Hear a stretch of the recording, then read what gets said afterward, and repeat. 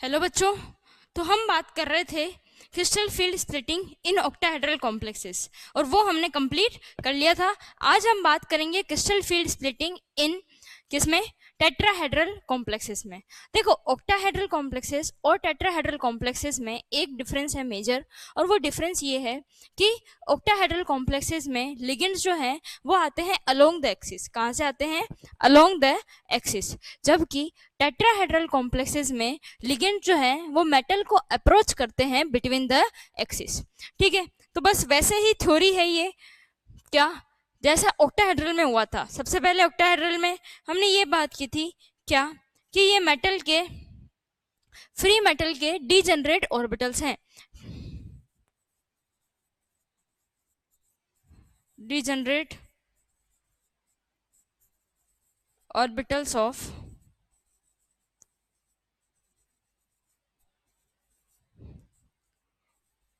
Free metal ion, degenerate orbitals of free metal ion. ठीक है, अच्छा, जब इनसे लिगेंड अप्रोच करते हैं तो इन ऑर्बिटल्स की एनर्जी क्या हो जाती है? इंक्रीज हो जाती है। ठीक है, अच्छा, यहाँ पर ये जो है वो है मेरा डी एक्स वाई, ये है d y z, d z x, d z square, d x square y square. ये मेरे 5 डीजेनरेट डी ऑर्बिटल्स हैं। ठीक है, अब ये जो डीजेनरेट ऑर्बिटल्स हैं बच्चों, ये क्योंकि लिगेंड हमारे अप्रोच कर रहे हैं, कैसे अप्रोच कर रहे हैं? Between the axis. तो जो between the axis D orbital होते हैं उनकी एनर्जी क्या होगी? ज्यादा होगी, क्योंकि वो ज्यादा रिपल्शन फेस करेंगे। तो ये जो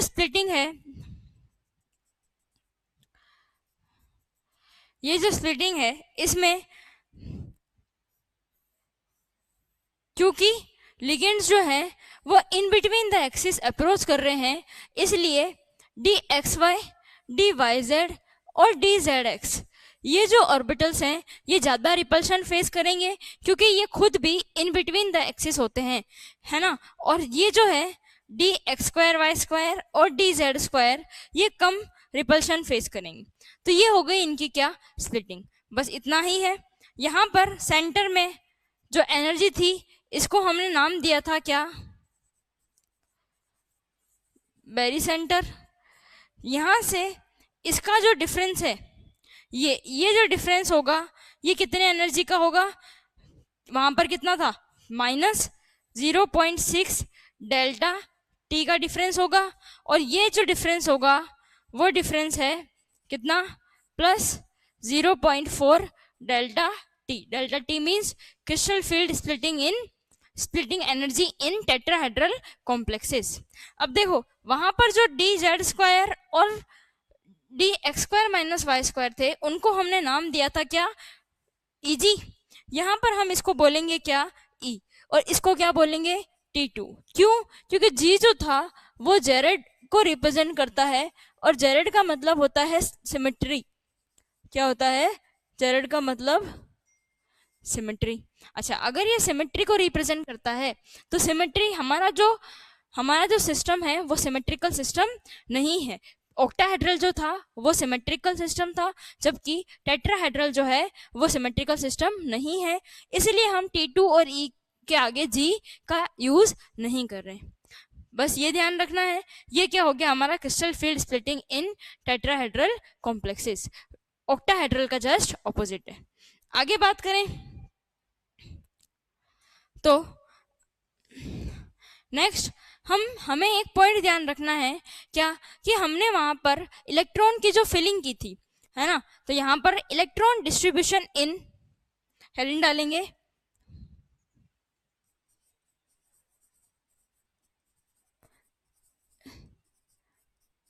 इलेक्ट्रॉन डिस्ट्रीब्यूशन इन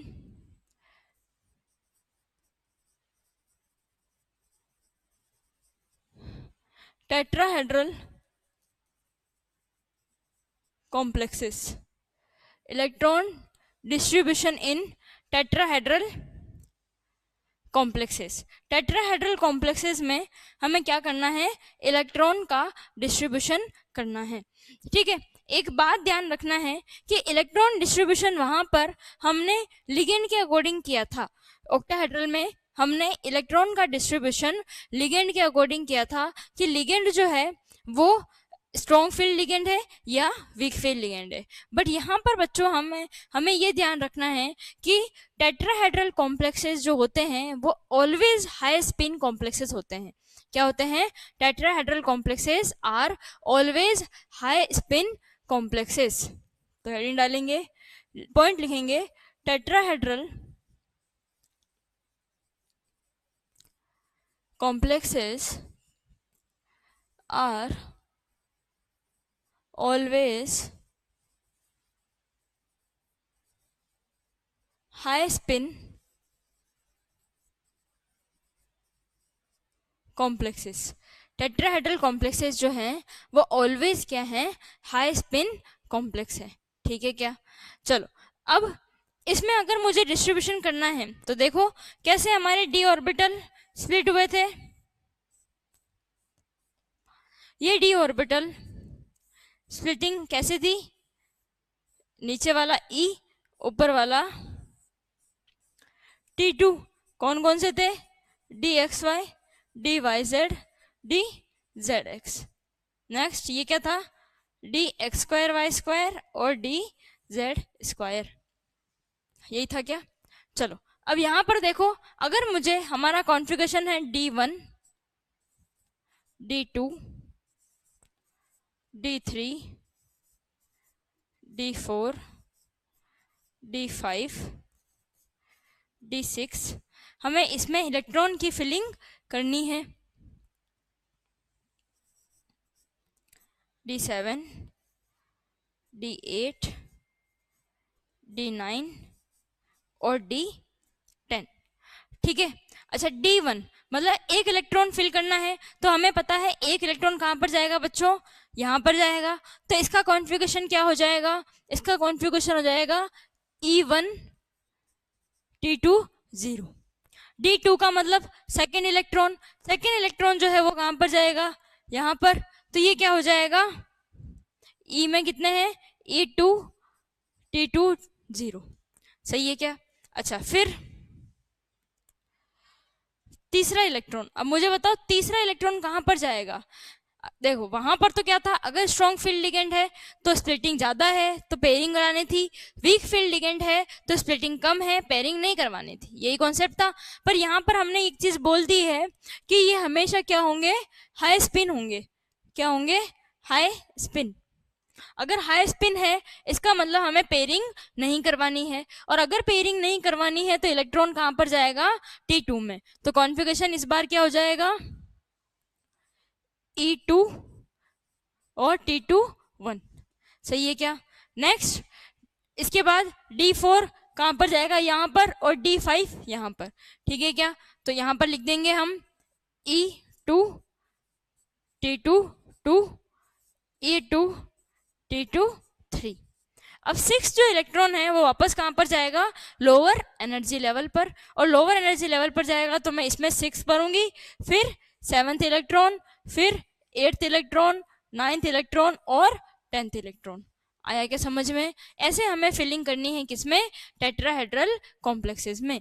तो देखो जरा यहां पर क्या बनेगा इस बार? E3 T2 3, फिर E4 T2 4, उसके बाद E4 T2, यहाँ पर 4 नहीं आएगा, यहाँ पर आएगा 3। हाँ इस बार T2 4, ये हो जाएगा E4 T2 5, और इस बार लास्ट हो जाएगा E4 T2 6। तो ये है इलेक्ट्रॉन डिस्ट्रीब्यूशन किसमें? टेट्राहेड्रल कॉम्प्लेक्सेस में। इसको नोट करेंगे फिर आगे चलते हैं।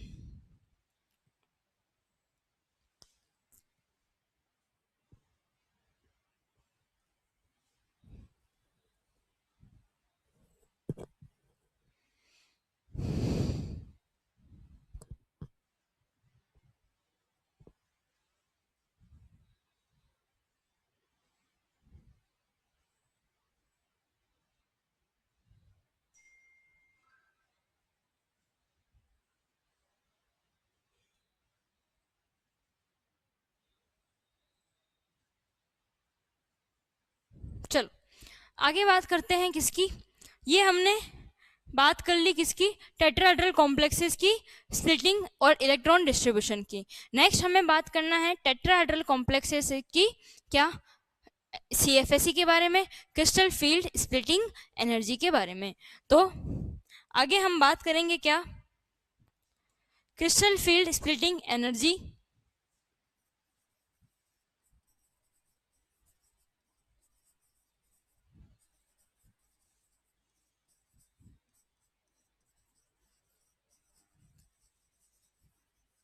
फॉर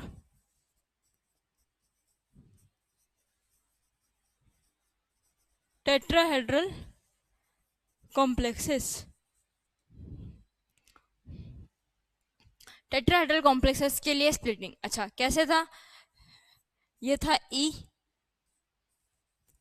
ये था T2। अच्छा ये अपना क्या था, बेरी सेंटर। अच्छा बेरी सेंटर से एनर्जी डिफरेंस बताया था मैंने, क्या था, ये वाला एनर्जी डिफरेंस था -0.6 डेल्टा टी, और ये वाला डिफरेंस था +0.4 डेल्टा टी। ठीक है क्या। अब अगर ये हाई स्पिन कॉम्प्लेक्स है, इसमें हमें पेयरिंग एनर्जी को इंक्लूड नहीं करना है। क्यों, क्योंकि हमेशा यहाँ पर पेयरिंग होगी ही होगी, हम स्पेसिफिकली अलग से किसी केस में पेयरिंग नहीं करवा रहे हैं। ठीक है क्या, तो इसलिए यहाँ पर पेयरिंग एनर्जी को कैलकुलेट हमें नहीं करना है। कैसे फाइंड करेंगे, CFSE इज इक्वल्स टू क्या, यहाँ पर n सबसे पहले क्या, -0.6 n delta T plus 0.4 n dash delta T. बस यही हमारी क्या होगी, CFSE फॉर टेट्राहेड्रल कॉम्प्लेक्सेस। ध्यान रखना यहाँ पर पेयरिंग को इंक्लूड नहीं करना है। चलो तो अब देखो जरा, हम क्या इस फॉर्मूले से पेयरिंग एनर्जी निकाल सकते हैं, बिल्कुल निकाल सकते हैं। देखो मैं इसी में बना रही हूँ, आप लोगों को अलग से बनाना है। ये वाला जो डिफरेंस है ये कितना था, -0.6 डेल्टा टी, और ये वाला जो डिफरेंस था वो था +0.4 डेल्टा टी। ठीक है क्या। चलो आगे बात करते हैं हम इसमें इलेक्ट्रॉन फिलिंग की। अच्छा D1 है मतलब हमारा एक इलेक्ट्रॉन है किसमें, E में। तो इलेक्ट्रॉन E के लिए एनर्जी कितनी थी, -0.6। तो यहाँ पर एनर्जी कितनी हो जाएगी, -0.6 डेल्टा टी, और T2 में कोई भी इलेक्ट्रॉन नहीं था। फिर इसके लिए क्या हो जाएगी, D2 के लिए क्या हो जाएगी, D2 मतलब ये हमारा वापस से E में इलेक्ट्रॉन था, और E में इलेक्ट्रॉन था तो 6 × 2 = 12 मीन्स 1.2 डेल्टा टी। नेक्स्ट अब हमारी -1.2 डेल्टा टी तो हुआ किसका, E का। इलेक्ट्रॉन जो है अब की बार T2 में भी है, और T2 की एनर्जी कितनी थी, 0.4 डेल्टा टी। तो ओवरऑल कितना आ जाएगा, -1.2 और ये 0.8 डेल्टा टी। सही है क्या। आगे बात करो, आगे बात करेंगे इसमें दोनों में दो हैं, तो 2 अगर इसमें होंगे तो -1.2 delta T plus 0.8 delta T कितना आ जाएगा, -0.4 डेल्टा टी। क्लियर है। फिर देखो E2 में -1.2 डेल्टा टी प्लस T2 में कितना है, E में 2 थे और T2 में कितने हैं, 3 है, तो कितना हो जाएगा, +1.2 डेल्टा टी मीन्स 0। सही है क्या। नेक्स्ट अब E3 में, मतलब E में 3 इलेक्ट्रॉन है, 6 × 3 = 18, तो ये हो जाएगा -1.2 डेल्टा टी प्लस T2 में भी 3 थे, T2 में 3 के लिए क्या हो जाएगा, डेल्टा 2 कितना बनेगा, -0.6 डेल्टा टी। सही है।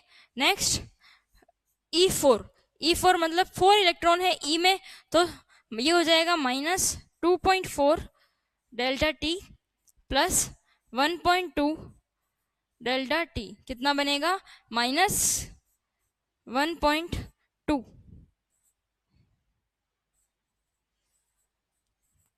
Delta T. सही है क्या? चलो next E4।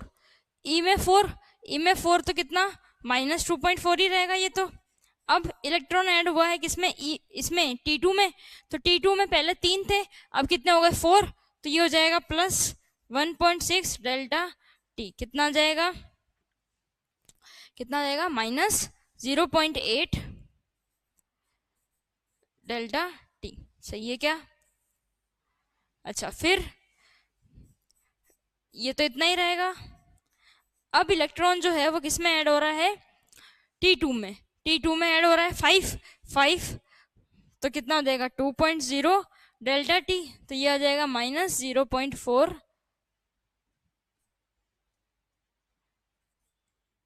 Delta T.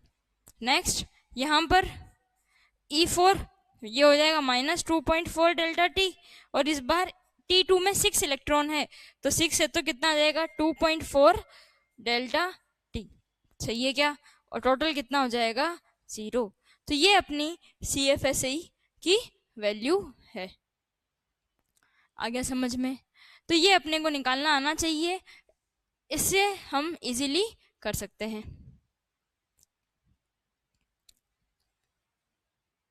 Clear? आगे मूव करते हैं, comparison between tetrahedral and octahedral complex.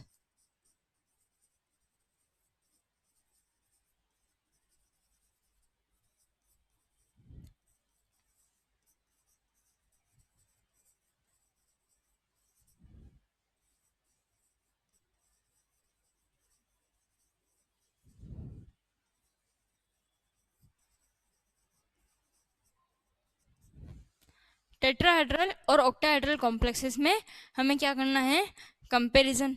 चलो देखो जरा क्या कंपैरिजन है। ये हमारा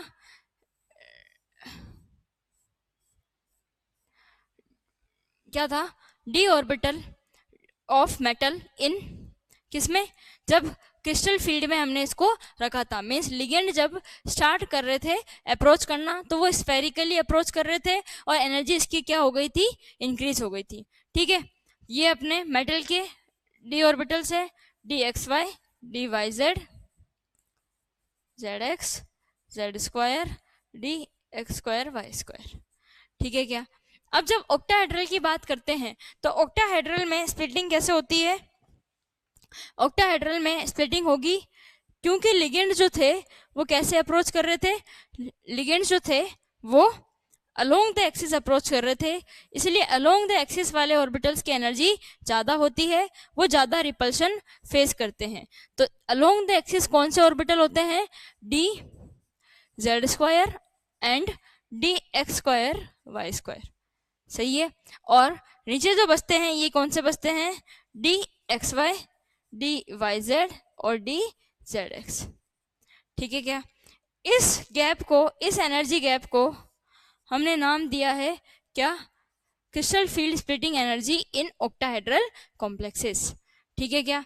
अब इस तरफ मैं बना रही हूं किसका, इस तरफ हम बना रहे हैं टेट्राहेड्रल कॉम्प्लेक्सेस का। किसका, टेट्राहेड्रल कॉम्प्लेक्सेस का। अच्छा, टेट्राहेड्रल कॉम्प्लेक्सेस में लिगेंड जो थे वो अप्रोच कर रहे थे कैसे, बिटवीन द एक्सिस। तो बिटवीन द एक्सिस वाले जो ऑर्बिटल हैं उनकी एनर्जी ज़्यादा इंक्रीज होती है as compare to along the axis. ये क्या हो जाएगा, डी जेड स्क्वायर, ये है d x square y square. सही है। और ये हो जाएगा d x y, d y z और डी जेड एक्स। ठीक है क्या? अब देखो क्या डिफरेंस है, यहाँ पर ये जो क्रिस्टल फील्ड स्प्लिटिंग एनर्जी होगी इसको हम बोलेंगे डेल्टा टी। क्लियरली दिख रहा है हमें क्या, कि डेल्टा टी और डेल्टा ओ में कौन बड़ा है, डेल्टा ओ। जनरली बहुत सारे फैक्टर्स होते हैं जो स्प्लिटिंग को डिसाइड करते हैं, पर हम ये बोलते हैं कि एक मेजर फैक्टर ये भी है कि ऑक्टाहेड्रल में 6 जो लिगेंड थे वो अप्रोच कर रहे थे।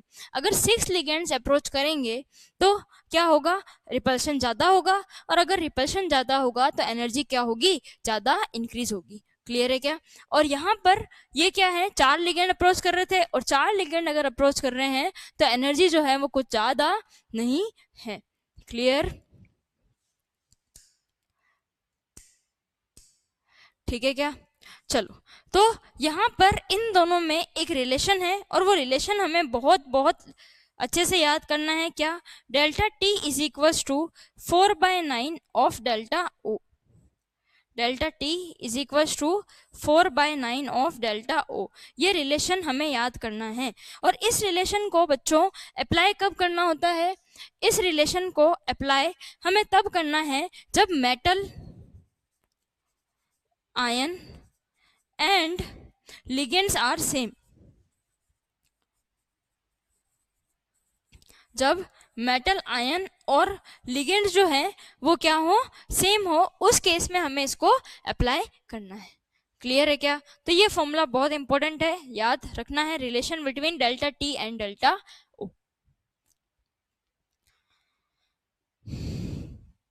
चलो आगे बात करते हैं हम। ये हमारा टेट्राहेड्रल जो था वो कंप्लीटली खत्म हो गया है।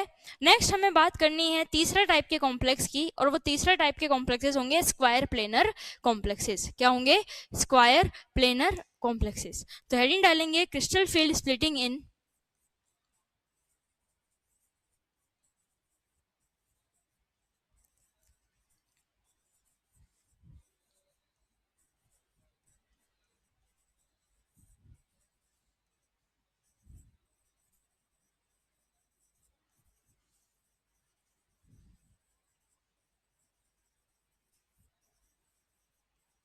Crystal field splitting in square planar complexes.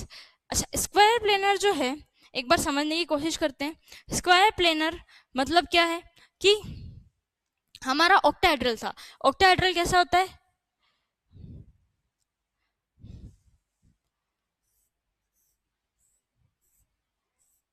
ये हमारा क्या होता है? Octahedral complex. ऑक्टाहेड्रल कॉम्प्लेक्स में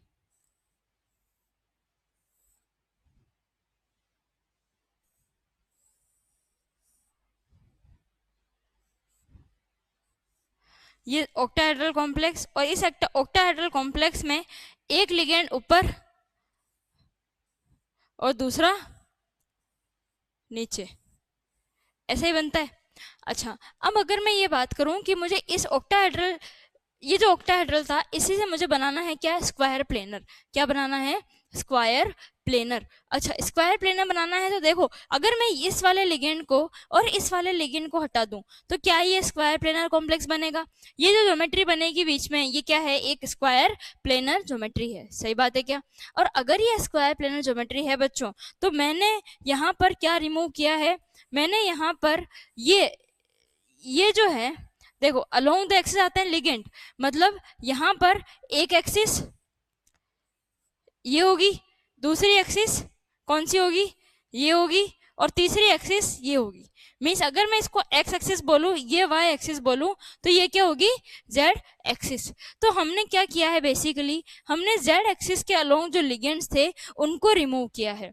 अगर जेड एक्सिस के अलोंग लिगेंड्स जो थे वो रिमूव हो गए, मतलब अब जेड एक्सिस के अलोंग लिगेंड्स अप्रोच नहीं कर रहे हैं। अगर जेड एक्सिस के अलोंग लिगेंड अप्रोच नहीं करेंगे बच्चों, तो मुझे बताओ क्या जेड वाले जो ऑर्बिटल्स होंगे, डी ऑर्बिटल्स होंगे, वो रिपल्शन एग्जिबिट करेंगे?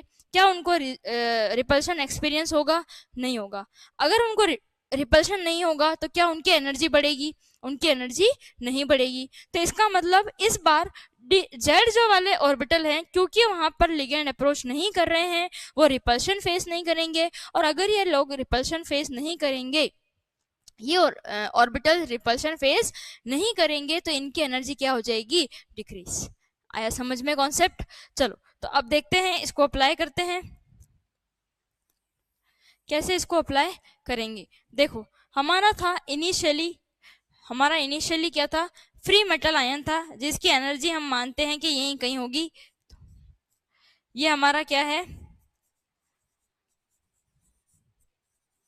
फ्री मेटल आयन है। क्या है? Free metal ion. ठीक है। अच्छा, ये फ्री मेटल आयन है, इसमें जब लिगेंड अप्रोच करने लगे थे तो इनकी एनर्जी क्या हुई थी, थोड़ी सी इंक्रीज हुई थी। इंक्रीज होके हम मानते हैं कि यहां तक कहीं एनर्जी आई होगी, means metal ion in, metal ion किसमें,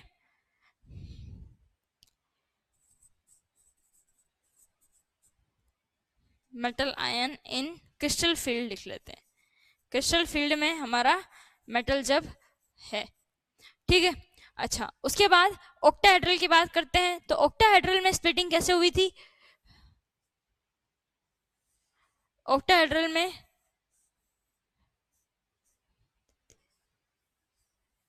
ऐसे ऐसे स्प्लिटिंग थी, ये क्या था T2G और ये क्या था EG, ठीक है। यहां पर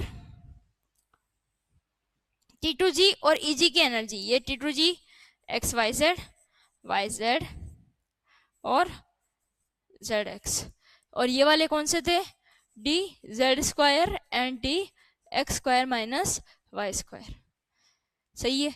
चलो अब यहाँ पर मुझे ये देखना है क्या, कि ये तो हमारा नॉर्मल ऑक्टाहेड्रल था। अब स्क्वायर प्लेनर कॉम्प्लेक्स है, अगर स्क्वायर प्लेनर कॉम्प्लेक्स है तो बच्चों स्क्वायर प्लेनर कॉम्प्लेक्स में तुम ये इमेजिन करो कि ऊपर और नीचे वाले लिगेंड को हम दूर कर रहे हैं, दूर कर रहे हैं मतलब हटा रहे हैं। अगर हटाएंगे तो क्या होगा कि पहले ये जो डी ऑर्बिटल्स हैं वो ऐसे स्प्लिट होंगे, जो डी ऑर्बिटल में जेड वाले जो हैं वो क्या करेंगे, लेसर रिपल्शन एक्सपीरियंस करेंगे, तो इनकी क्या होगी, फर्दर स्प्लिटिंग होगी। इनकी फर्दर स्प्लिटिंग जो है वो कुछ इस तरह होती है, देखना जरा,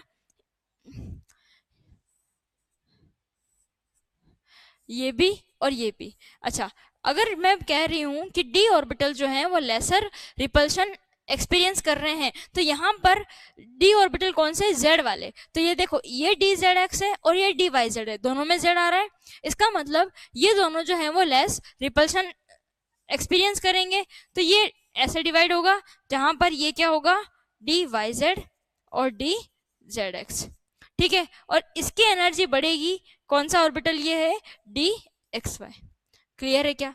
अच्छा, दूसरी बात, ऊपर भी यहाँ पर डी जेड स्क्वायर जो है वो लेस रिपल्शन एग्जिबिट करेगा, तो इसकी एनर्जी हो जाएगी कम, और ये बनेगा अपना डी जेड स्क्वायर और ये बनेगा अपना डी एक्स² Y², ठीक है क्या, सही है। अब क्या होगा, ये जो है ये स्प्लिटिंग जो है इसको हम बोलते हैं टेट्रागोनल स्प्लिटिंग। टेट्रागोनल मतलब एक बीच में स्ट्रेट है होती है बच्चों, जिसमें क्या होता है, डी ऑर्बिटल कंप्लीटली, सॉरी, जो हमारे ऊपर और नीचे वाले अलोंग द जेड एक्सिस वाले जो लिगेंड्स है वो कंप्लीटली रिमूव नहीं हुए हैं, बस रिमूव होने वाले हैं, वो एक स्टेट है, उसको हम क्या बोलते हैं, टेट्रागोनल। टेट्रागोनल में और टेट्रागोनल स्प्लिटिंग ये होती है। अब क्या होगा स्क्वायर प्लेनर में, अब स्क्वायर प्लेनर की बात कर रहे थे, तो स्क्वायर प्लेनर में हमने ये बोला कि डी ऑर्बिटल के अलोंग जो लिगेंड्स थे वो कंप्लीटली हमने क्या कर दिए, रिमूव कर दिए। अगर हमने कंप्लीटली रिमूव कर दिए हैं, इसका मतलब डी ऑर्बिटल, वो वाले डी ऑर्बिटल जो जेड एक्सिस के अलोंग है वो सबसे कम रिपल्शन एक्सपीरियंस करेंगे, और सबसे कम अगर रिपल्शन एक्सपीरियंस कर रहे हैं तो देखो जरा, ये तो यही रहेगा डी वाई जेड और डी जेड एक्स, ठीक है। ये वाला जो है इसकी एनर्जी क्या होगी, थोड़ी सी इंक्रीज होगी, और डी एक्स जेड स्क्वायर की एनर्जी थोड़ी सी क्या होगी, डिक्रीज। तो यहां पर आएगा क्या हमारा डी जेड स्क्वायर, और ये हमारा क्या हो जाएगा डी एक्स वाई, और ये वाला जो है वो ऐसा ही रहेगा, कौन सा, DX² माइनस Y²। तो ये स्प्लिटिंग होती है किसकी, स्क्वायर प्लेनर कॉम्प्लेक्सेस की, कौन सी, स्क्वायर प्लेनर कॉम्प्लेक्सेस की। तो ध्यान रखना है स्क्वायर प्लेनर कॉम्प्लेक्सेस में बच्चों जिनकी एनर्जी सबसे कम है वो कौन से हैं, ऐसे ऑर्बिटल्स जो जिसकी एनर्जी सबसे कम है वो कौन से हैं, जेड वाले, ठीक है। तो एनर्जी ऑर्डर अगर हम लिखें,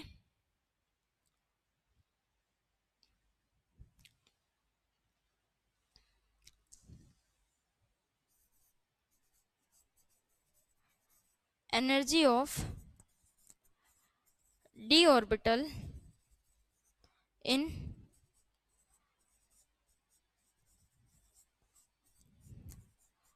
square planar complexes. Square planar complexes में हम किसकी बात कर रहे हैं? एनर्जी की। अच्छा, सबसे ज्यादा जो एनर्जी है वो किसकी है? D x square y square की। उसके बाद एनर्जी है किसकी? डी एक्स वाई की। उसके बाद एनर्जी है किसकी? डी जेड स्क्वायर की। और उसके बाद एनर्जी है किसकी? डी वाई जेड और डी जेड एक्स की। तो ये अपने को याद रखना है, एनर्जी ऑर्डर। ठीक है क्या? ये एनर्जी ऑर्डर अपने को याद रखना है।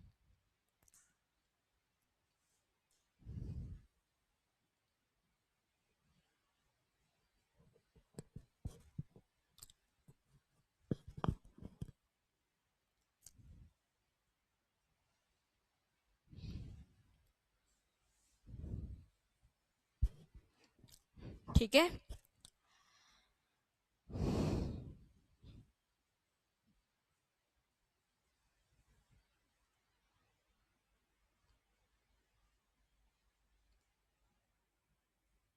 चलो आगे बात करते हैं। हमें ये चीज पता होना चाहिए कि स्क्वायर प्लेनर कॉम्प्लेक्सेस बनते कब है। ठीक है, तो स्क्वायर प्लेनर कॉम्प्लेक्सेस कब बनते हैं ये हमें ध्यान रखना है। तो देखना जरा,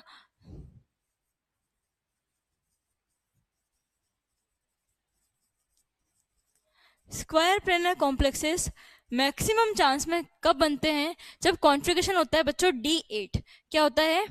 D8 कॉन्फ़िगरेशन। D8 कॉन्फ़िगरेशन में स्क्वायर प्लेनर कॉम्प्लेक्सेस बनने के सबसे ज़्यादा चांसेस होते हैं। D9 भी बनाता है, ऐसा नहीं है। D8 और D9 दोनों बनाते हैं, पर D8 D9 का एक ही एग्जाम्पल है। और D8 जो है वो मैक्सिमम केसेस में क्या बनाएगा? स्क्वायर प्लेनर कॉम्प्लेक्सेस बनाएगा। अब इसमें भी D8 हमारे पास हमें पता है, एक तो होगा निकल, निकल +2 जो है वो उसका क्या होता है कॉन्फ़िगरेशन? D8। और उसके साथ पैलेडियम +2 और प्लेटिनम +2, इनका भी क्या होगा? D8 कॉन्फ़िगरेशन होगा। देखो ये दोनों तो हैं, ये था अपना 4D सीरीज का और ये है अपना 5D सीरीज का। ये था 4D सीरीज का और ये 5D सीरीज का। अच्छा, ये 4D और 5D सीरीज के हैं, तो हमें पता है कि यहाँ पर हमेशा क्या हो जाती है? पेयरिंग। और हमेशा अगर पेयरिंग होगी बच्चों, हाँ, ऑक्टाहेड्रल कॉम्प्लेक्सेस में क्या हो जाएगी? पेयरिंग, लो स्पिन कॉम्प्लेक्स बनेंगे। तो ये ऑलवेज क्या बनाएंगे? Square planar. ऑलवेज क्या बनाएंगे? Square planar. मींस पैलेडियम और प्लेटिनम के ऑलमोस्ट सारे कॉम्प्लेक्सेस जो होते हैं कोऑर्डिनेशन नंबर 4 में, वो सारे क्या होते हैं? स्क्वायर प्लेनर कॉम्प्लेक्सेस होते हैं। कौन से होते हैं? Square planar complexes. अब बात रही निकल की, तो निकल में अपने को ये ध्यान रखना है बच्चों कि निकल में अगर वीक फील्ड लिगेंड है, क्या है? अगर वीक फील्ड लिगेंड है तो बनेगा कॉम्प्लेक्स कौन सा? टेट्राहेड्रल। कौन सा बनेगा? टेट्राहेड्रल। और अगर बच्चों स्ट्रॉन्ग फील्ड लिगेंड है, हमें पता है वीक फील्ड लिगेंड और स्ट्रॉन्ग फील्ड लिगेंड कौन से होते हैं? अगर स्ट्रॉन्ग फील्ड लिगेंड है तो हमारा कॉम्प्लेक्स बनेगा कौन सा? बताओ। Square planar. तो ये अपने को ध्यान रखना है। अगर निकल है और निकल में क्या है कि अगर वीक फील्ड लिगेंड है तो बनेगा टेट्राहेड्रल। और टेट्राहेड्रल जो होते हैं वो कैसे होते हैं? पैरामैग्नेटिक इन नेचर होते हैं। कैसे होते हैं? पैरामैग्नेटिक। जबकि स्क्वायर प्लेनर जो होते हैं वहां पे पेयरिंग हो जाती है, और पेयरिंग हो जाएगी तो ये क्या होंगे? डायामैग्नेटिक। क्या होंगे? डायामैग्नेटिक। आए के बात समझ में? तो ये अपने को ध्यान रखना है, ये फ्लो चार्ट, इससे हम इजीली बता पाएंगे कि हमारा जो कॉम्प्लेक्स है वो कैसा बनेगा। ठीक है क्या? चलो एग्जाम्पल कंसिडर करते हैं। एक कॉम्प्लेक्स दिया हुआ है हमको NiCl4 2-, और एक और कॉम्प्लेक्स दिया हुआ है हमको NiCN4 2-, और तीसरा कॉम्प्लेक्स जो है निकल के 3 कॉम्प्लेक्स सबसे इंपॉर्टेंट है, और ये तीसरा कॉम्प्लेक्स है NiCO4। ठीक है क्या? इन तीनों कॉम्प्लेक्स के बारे में हमें स्टडी करनी है। ठीक है, चलो देखते हैं 1 बाय 1 इन तीनों कॉम्प्लेक्सेस को।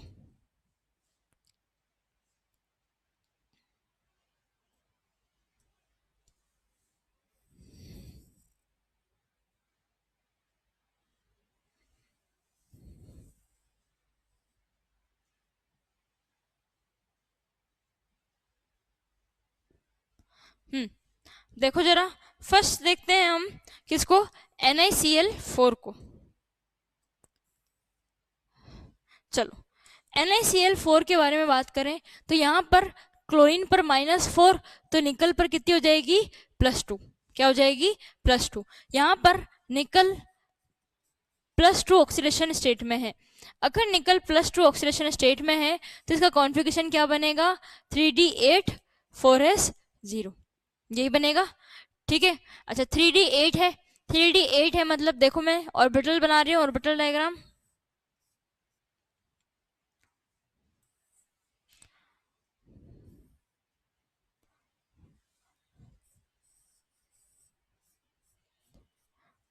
ये अपना 3D है, इसके बाद ये अपना है 4s, ये है अपना 4p, और ये है अपना 4d। ठीक है, अच्छा यहाँ पर 3D में बच्चों कितने इलेक्ट्रॉन है, 8 इलेक्ट्रॉन। कितने इलेक्ट्रॉन है, 8। तो ये 1 2 3 4 5 6 7 8, सही बात है। 4s वैकेंट है, 4p वैकेंट है, और 4d भी वैकेंट है। अब यहाँ पर इस केस में बच्चों कौन है, Cl है, और Cl जो होता है वो क्या होता है, एक वीक फील्ड लिगेंड होता है। क्या होता है, वीक फील्ड लिगेंड। और अगर ये वीक फील्ड लिगेंड है तो इसमें क्या होगा, पेयरिंग नहीं होगी। और अगर पेयरिंग नहीं होगी बच्चों तो हाइब्रिडाइजेशन के लिए हमारे पास डी इनर डी ऑर्बिटल वाले ये 2 डी ऑर्बिटल जो हैं ये वैकेंट नहीं होंगे। और अगर ये वैकेंट नहीं है तो हमारा हाइब्रिडाइजेशन क्या हो जाएगा, sp3d2। ये हमारा क्या हो जाएगा, हाइब्रिडाइजेशन। क्या हो जाएगा, sp3d2। और ऐसे हमको टोटल कितने, अरे गड़बड़ हो गई ना, क्या गड़बड़ हो गई, अरे हमें तो बनाना था सिर्फ NiCl कोऑर्डिनेशन नंबर 4।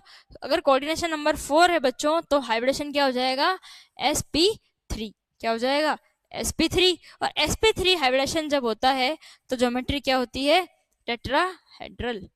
क्या होती है, टेट्राहेड्रल।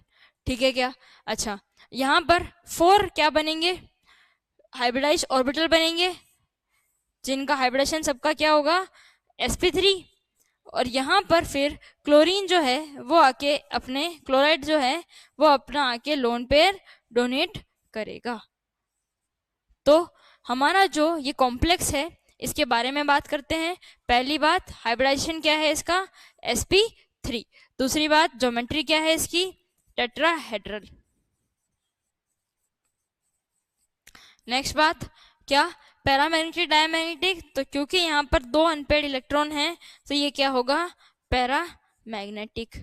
अच्छा नेक्स्ट बात, अनपेयर्ड इलेक्ट्रॉन कितने हैं, 2, तो मैग्नेटिक मोमेंट, मैग्नेटिक मोमेंट जो है वो कितना बनेगा, कैसे निकालते हैं, √of n+2, n unpaired electron 2, 2 + 2 means 4, √8 जो है वो अपना क्या आ जाएगा, मैग्नेटिक मोमेंट। इसकी यूनिट आएगी बोर मैग्नेट्रॉन, अप्रोक्सीमेटली 2.8 के आसपास आएगा। ठीक है क्या, आउटर ऑर्बिटल इनर ऑर्बिटल, तो कौन सा कॉम्प्लेक्स है, ये एक आउटर ऑर्बिटल कॉम्प्लेक्स है।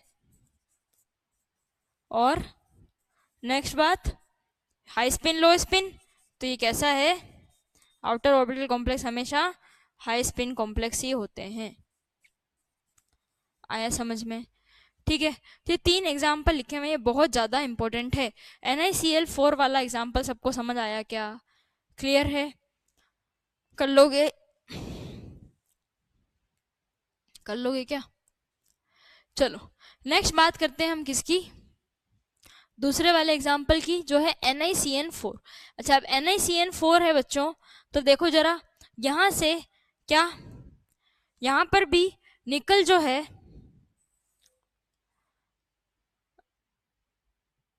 हाँ, यहां पर निकल जो है उसकी ऑक्सीडेशन स्टेट क्या है, +2। अगर निकल की ऑक्सीडेशन स्टेट +2 है, अगर +2 है तो इसका मतलब ये क्या बनेगा, 3D8 4s0। सही बात है क्या? क्या बनेगा, 3D8 4s0।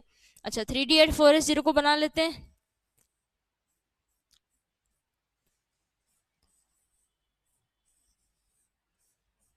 ये है अपना क्या, 3D, ये है 4s और ये है 4p। सही है। चलो नेक्स्ट 3D8 है, 8 है तो 1 2 3 4 5 6 7 8, यही बनेगा 3D8। अच्छा, अब यहाँ पर अपना जो लिगेंड है बच्चों वो कौन सा है, साइनाइड।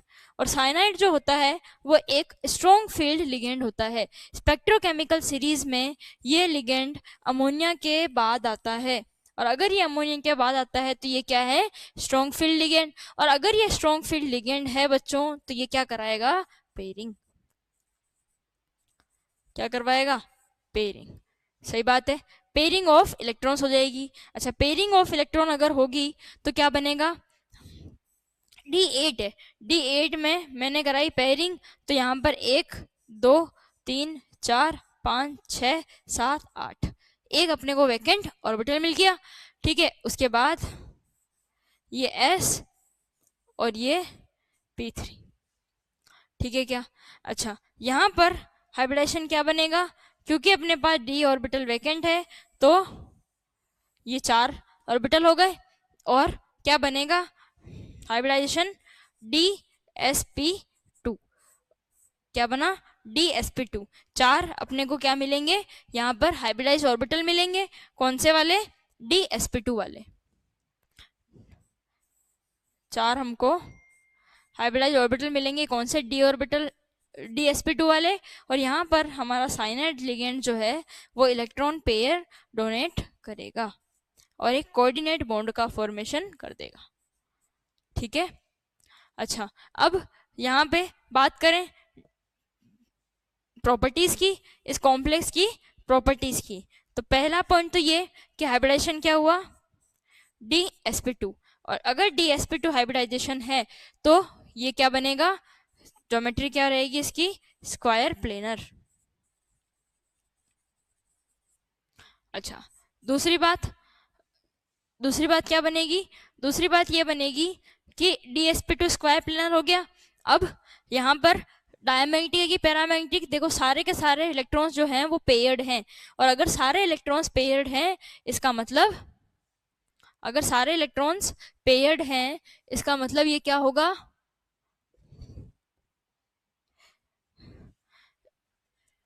क्या होगा, डायमैग्नेटिक। तो ये कॉम्प्लेक्स जो है वो एक डायमैग्नेटिक कॉम्प्लेक्स है। ठीक है, उसके बाद इनर ऑर्बिटल आउटर ऑर्बिटल, तो बिल्कुल ये एक इनर ऑर्बिटल कॉम्प्लेक्स है, इनर ऑर्बिटल है और इसकी स्पिन क्या होगी, लो स्पिन। और मैग्नेटिक मोमेंट जो है बच्चों वो क्या आ जाएगा, 0। मैग्नेटिक मोमेंट क्या आ जाएगा,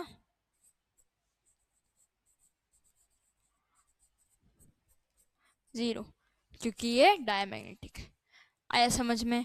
तो ये अपने को इसके बारे में ध्यान रखनी है बातें।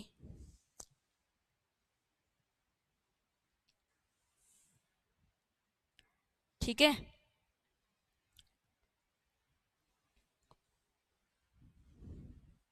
चलो नेक्स्ट बात करते हैं किसकी, NiCO4 की।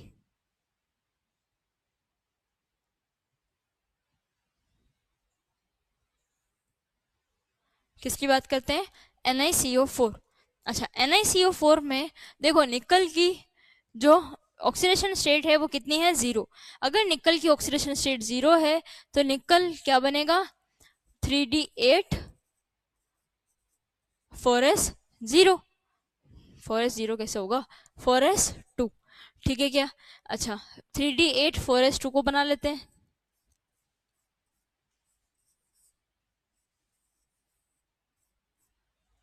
ये है अपना 3d, ये है 4s और ये है 4p।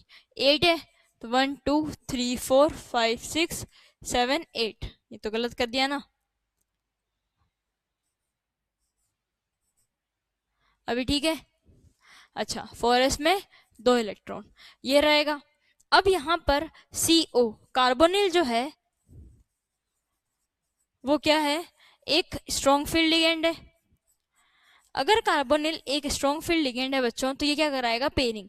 क्या कराएगा, पेयरिंग। और अगर ये पेयरिंग कराएगा तो अब पेयरिंग में क्या होगा, ये S वाले जो इलेक्ट्रॉन्स हैं ये कहाँ जाएंगे, D में शिफ्ट हो जाएंगे। और अगर ये D में शिफ्ट हो जाएंगे तो देखो जरा कितने हो जाएंगे, 1 2 3 4 5 6 7 8 9 10, ये हो गया। S में वैकेंट और P में वैकेंट, ठीक है। ये अपना था 3D, ये है 4s और ये 4p। 4 ऑर्बिटल चाहिए, 4 ऑर्बिटल में sp3 जो है वो क्या हो जाएगा, हाइब्रिडाइजेशन। sp3 क्या हो जाएगा, हाइब्रिडाइजेशन। हाइब्रिडाइजेशन अगर sp3 है तो ज्योमेट्री क्या हो जाएगी, टेट्राहेड्रल। तो इसके बारे में पहला पॉइंट क्या, sp3 हाइब्रिडाइज्ड। दूसरा पॉइंट क्या, टेट्राहेड्रल ज्योमेट्री। तीसरी बात क्या, sp3 हाइब्रिडाइज टेट्राहेड्रल ज्योमेट्री। अच्छा तीसरी क्या होगा, डायमैग्नेटिक के पैरामैग्नेटिक। देखो सारे के सारे इलेक्ट्रॉन्स जो हैं वो पेयर्ड हैं, पेयर्ड है तो ये क्या बनेगा, डायमैग्नेटिक। क्या बनेगा, डायमैग्नेटिक। डायमैग्नेटिक है तो मैग्नेटिक मोमेंट क्या, 0। आया समझ में। तो देखो जरा, जरूरी नहीं है कि हमेशा टेट्राहेड्रल जो है वो क्या हो, हमेशा टेट्राहेड्रल जो है वो क्या हो, पैरामैग्नेटिक हो। तो ये तीनों एग्जाम्पल जो हैं वो बार बार पूछे जाते हैं और बहुत बार NEET as well as JEE में पूछे गए हैं। तो बहुत इंपॉर्टेंट हैं ये तीनों एग्जाम्पल्स। निकल के जो 3 कॉम्प्लेक्सेस हैं ये तीनों बहुत बहुत इंपॉर्टेंट है, ठीक है क्या। तो ये अपने को आने चाहिए। अब एक और कॉम्प्लेक्स जो है वो मैं बताना चाहती हूँ, वो कॉम्प्लेक्स है कौन सा, इंपॉर्टेंट है, एक्सेप्शन मान लो या क्या, पर ध्यान रखना है, CuNH3 4 और 2+। ये एक कॉम्प्लेक्स है। ये कॉम्प्लेक्स बड़ा इंपॉर्टेंट है। इंपॉर्टेंट क्यों है, क्योंकि इसमें थोड़ा सा अलग सा बिहेवियर देखने को मिला है, ठीक है। ये जो कॉम्प्लेक्स है इसके बारे में देखते हैं। कॉपर जो है, कॉपर की ऑक्सीडेशन स्टेट यहाँ पर कितनी है, +2। कितनी है, +2। अगर कॉपर +2 में है, कॉपर का कॉन्फ़िगरेशन क्या होता है, 3d10 4s1। अगर 3d10 और 4s1 है तो कॉपर 2+ कितना हो जाएगा बच्चों, कॉपर 2+ हो जाएगा 3d9 4s0। सही बात है क्या, हाँ बात तो सही लग रही है, सही लग रही है। तो देखो जरा,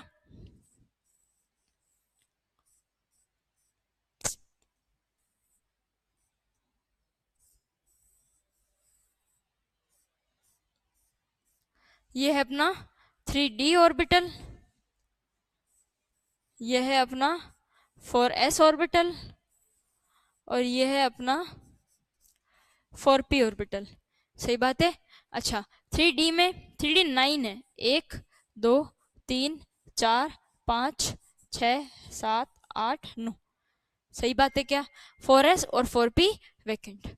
अब देखते हैं जरा, अगर 3d में 4s 4p, अब देखो क्या करना है, इसको बनाना है। अब ये वाला इलेक्ट्रॉन जो है वो पेयरिंग नहीं हो सकता, अरे हो सकता है क्या, नहीं हो सकता, ठीक है। पर एक्सपेरिमेंटली ये फाउंड किया गया देखो अगर मैं ऐसे देखूं तो मुझे पता है कि ये डी ऑर्बिटल जो है वो वैकेंट नहीं होगा, तो इस कॉम्प्लेक्स का हाइब्रिडेशन क्या होना चाहिए था, sp3। और sp3 अगर होगा तो क्या हो जाएगी, टेट्राहेड्रल ज्योमेट्री। पर एक्सपेरिमेंटली बच्चों ये फाउंड है, किया गया है क्या, कि ये जो कॉम्प्लेक्स होता है वो क्या होता है, स्क्वायर प्लेनर कॉम्प्लेक्स होता है। कैसा होता है, स्क्वायर प्लेनर कॉम्प्लेक्स। और अगर ये स्क्वायर प्लेनर कॉम्प्लेक्स है तो अब इसको स्क्वायर प्लेनर कैसे बनाए, बताओ जरा, इसको स्क्वायर प्लेनर कैसे बनाए। तो यहाँ पर क्या होता है कि ये वाला जो इलेक्ट्रॉन है, ये वाला इलेक्ट्रॉन जो है वो p में जंप कर देता है, क्योंकि 3d और 4p की एनर्जी में ज्यादा डिफरेंस नहीं है, इसलिए तो ये जंप करके क्या बना देता है, ये 1 2 3 4 5 6 7 8, ये ऐसा ही, और ये p3 में ये एक इलेक्ट्रॉन यहाँ पर आ गया। ठीक है, तो अब देखो अपने पास इनर डी ऑर्बिटल क्या हो गया है, वैकेंट हो गया है, और हाइब्रिडेशन क्या हो जाएगा, dsp2। और dsp2 हुआ तो ज्योमेट्री क्या हो जाएगी, स्क्वायर प्लेनर। तुम बोलोगे कि मैम क्यों ना इस इलेक्ट्रॉन को निकाल ही दिया होता। अगर इस इलेक्ट्रॉन को हम निकाल दें तो यहाँ पर कॉपर क्या बना हुआ है, +2 में, कॉपर +2 से कॉपर +3। ध्यान रखना कॉपर +3 जो है वो ऑक्सीडेशन स्टेट एग्जिस्ट ही नहीं करती, बहुत ज़्यादा क्या होती है, अनस्टेबल। अगर ये बहुत ज़्यादा अनस्टेबल है तो ये कॉपर +3 नहीं बन सकता था, और ये नहीं बन सकता था इसीलिए यहाँ से ये वाला इलेक्ट्रॉन जो है वो रिमूव नहीं किया जा सकता। क्लियर है क्या। तो ये अपने को कॉम्प्लेक्स जो है वो ध्यान रखना है कि इसकी ज्योमेट्री और हाइब्रिडाइजेशन क्या है, ये एक स्क्वायर प्लेनर कॉम्प्लेक्स है। ठीक है क्या। तो यहाँ पर अपना स्क्वायर प्लेनर वाला टॉपिक भी कंप्लीट हो गया है।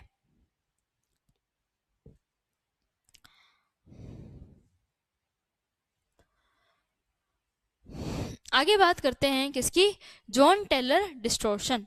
किसकी बात करेंगे, टॉपिक है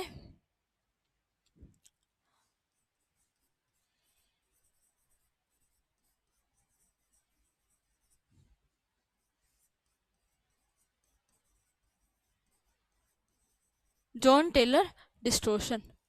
जॉन टेलर डिस्टॉर्शन को हम JTDB बोलते हैं। ठीक है, जॉन टेलर डिस्टॉर्शन क्या है। अगर मैं बात करूं जॉन टेलर डिस्टॉर्शन की, तो देखो बच्चों क्या होता है कि ये जो डिस्टॉर्शन है इसके बारे में हमें डिटेल में नहीं जाना है कि कैसे क्यों क्या हो रहा है, हमें बस कुछ बेसिक बातें देखनी है। जॉन टेलर डिस्टॉर्शन जो है ये ऑक्टाहेड्रल कॉम्प्लेक्सेस में जनरली देखा जाता है। किसमें, ऑक्टाहेड्रल कॉम्प्लेक्सेस में। और ऑक्टाहेड्रल कॉम्प्लेक्सेस में क्या होता है कि कोई भी मतलब जैसे नॉन लीनियर मॉलिक्यूल है उसमें देखा जाता है, वहां पर जो इलेक्ट्रॉनिक डीजनरेट स्टेट होती है, कौन सी स्टेट, इलेक्ट्रॉनिक डीजनरेट स्टेट। ये इलेक्ट्रॉनिक डीजनरेट स्टेट जो होती है वो क्या होती है, अनस्टेबल होती है। क्या होती है, अनस्टेबल। कोई भी इलेक्ट्रॉनिकली डीजनरेट स्टेट जो होती है वो क्या होती है, अनस्टेबल। तो इस डीजनरेसी को ब्रेक करने के लिए क्या होती है, यहाँ पर ये जो हमारा कॉम्प्लेक्स है वो इस डीजनरेसी को क्या करना चाहता है, ब्रेक करना चाहता है। ठीक है, तो breaking of this electronic degenerate state, मतलब कोई भी कॉम्प्लेक्स जो है वो अगर उसमें इलेक्ट्रॉन जो है वो अगर इलेक्ट्रॉनिकली डीजनरेट स्टेट में है। इलेक्ट्रॉनिकली डीजनरेट स्टेट क्या है पहले वो देख लेते हैं। जैसे मान लो मेरे पास p ऑर्बिटल है, ये है p, और इस p में मुझे कितने इलेक्ट्रॉन फिल करने हैं, एक, p1। मुझे क्या फिल करना है, p1। तो देखो जरा p1 में यहाँ पर भी इलेक्ट्रॉन हो सकता है, यहाँ पर भी इलेक्ट्रॉन हो सकता है, और यहाँ पर भी इलेक्ट्रॉन हो सकता है। सही बात है क्या। तो यहाँ पर मेरे पास 3 केस है कि यहाँ पर तीनों जगह में हम इलेक्ट्रॉन फिल कर सकते हैं। इसी पॉसिबिलिटीज को हम क्या बोलते हैं, इलेक्ट्रॉनिक डीजनरेसी। क्या बोलते हैं, इलेक्ट्रॉनिकली डीजनरेसी। मान लो अगर p2 है, p2 है तो बहुत सारे केस बनते हैं। क्या बनते हैं कि पहले मैं दोनों इलेक्ट्रॉन यहाँ फिल कर दूं, फिर दोनों यहाँ कर दूं, फिर यहाँ कर दूं। सही बात है क्या। ये 3 केस फिर बन गए। बने कि नहीं बने? अगर ये 3 इलेक्ट्रॉन फिर ऐसे फिल करने की चांसेस बन गए तो यहाँ पर भी क्या है, इलेक्ट्रॉनिक डीजनरेसी है। पर अगर मैं ये तुम्हें ये बोलती हूँ कि इस बार मुझे फिलिंग करनी है किसकी, P3 की। P3 की अगर मैं फिलिंग करूंगी तो देखो 1 2 3, यहाँ पर 3, यहाँ पर 3, कहने का मतलब ये सारी क्या है, सेम। मतलब हमारे पास एक ही पॉसिबिलिटी है। इसका मतलब यहाँ पर इलेक्ट्रॉनिक डीजनरेसी जो है वो नहीं है, और नहीं है तो सिस्टम क्या होगा, स्टेबल। और हमें तो पता ही है कि P3 जो है वो स्टेबल है क्योंकि ये हाफ फील्ड है। आई क्या बात समझ में? ठीक है क्या? तो इसका मतलब ये है कि कोई भी सिस्टम जिसमें ऐसी पॉसिबिलिटी बनती हो, डी में भी बनेगी, D1 है, D2 है, D3 है, D4 है, सही बात है क्या, सब में बनेगी कि नहीं बनेगी? तो उनमें क्या होता है कि सिस्टम जो है वो अनस्टेबल होता है, और अगर सिस्टम अनस्टेबल है तो वो अपनी डीजनरेसी को ब्रेक करने की कोशिश करेगा। अगर वो डीजनरेसी को ब्रेक करने की कोशिश करेगा बच्चों, तो क्या करेगा कि डीजनरेसी को ब्रेक करने के उस मेथड में क्या हो जाता है कि हमारी ज्योमेट्री में क्या हो जाता है, डिस्टोर्शन। क्या हो जाता है, डिस्टोर्शन इन ज्योमेट्री। और इसी डिस्टोर्शन को हम क्या बोलते हैं, जॉन टेलर डिस्टोर्शन। समझ आया कॉन्सेप्ट? क्या हुआ कि सिस्टम जो है वो अनस्टेबल से स्टेबल होना चाह रहा है। अगर अनस्टेबल से स्टेबल होना चाह रहा है तो उस प्रोसेस में हमारा जो मॉलिक्यूल है उसकी ज्योमेट्री जो है वो डिस्टोर्ट हो जाती है, और इसी को हम क्या बोलते हैं, जॉन टेलर डिस्टोर्शन। क्लियर है? ठीक है। अब अगर आगे मैं बात करूं बच्चों कि जॉन टेलर डिस्टोर्शन होता किस में है, तो अपने को ये ध्यान रखना है कि अनसिमेट्रिकली, अपने लिए ये पॉइंट सबसे इंपॉर्टेंट है, हम ज़्यादा डिटेल में नहीं जाएंगे। अच्छा, एक कॉन्सेप्ट और बता देती हूँ कि यहाँ पर डिस्टोर्शन होगा क्या कि हमारा ऑक्टाहेड्रल कॉम्प्लेक्स है, यहाँ पर 2 केस बनते हैं। क्या बनते हैं? 2 केस। या तो हमारे ये जो 2 बॉन्ड है ना, ये वाले बॉन्ड क्या हो जाते हैं, लॉन्ग हो जाते हैं। क्या हो जाते हैं? लॉन्ग। इसको हम बोलते हैं क्या, इलोंगेशन। क्या बोलते हैं? इलोंगेशन। किसका? जेड का इलोंगेशन, जेड इलोंगेशन बोल देते हैं। ठीक है। यह हमारे पास ये होता है कि बाकी के 4 बॉन्ड जो है वो बड़े हो जाते हैं, मतलब ये और ये जो है वो हमारे ऐसे रह जाते हैं। तो बेसिकली यहाँ पर 2 बॉन्ड बड़े हुए तो हमारी ऑक्टाहेड्रल ज्योमेट्री से क्या हो गया, डिस्टोर्शन हो गया। और यहाँ पर बाकी के 4 बॉन्ड अगर बड़े हो गए तो भी हमारा क्या हुआ, ऑक्टाहेड्रल ज्योमेट्री में डिस्टोर्शन हुआ। अब डिस्टोर्शन अगर यहाँ पर देखो, मैं जेड के रेस्पेक्ट में देखूं तो बेसिकली हुआ क्या, जेड जो है वो अपना क्या हो गया, कंप्रेस हो गया। इन 4 के रेस्पेक्ट में जेड छोटा रह गया, तो इसको हम क्या बोलते हैं, जेड कंप्रेशन। क्या बोलते हैं? Z compression. आया क्या समझ में? ठीक है। तो ये होता है डिस्टोर्शन, इसके बारे में बहुत ज़्यादा हमें नहीं जानना है। कब होता है जेटीडी, ये हमारे लिए इंपॉर्टेंट बात है कि Jahn Teller distortion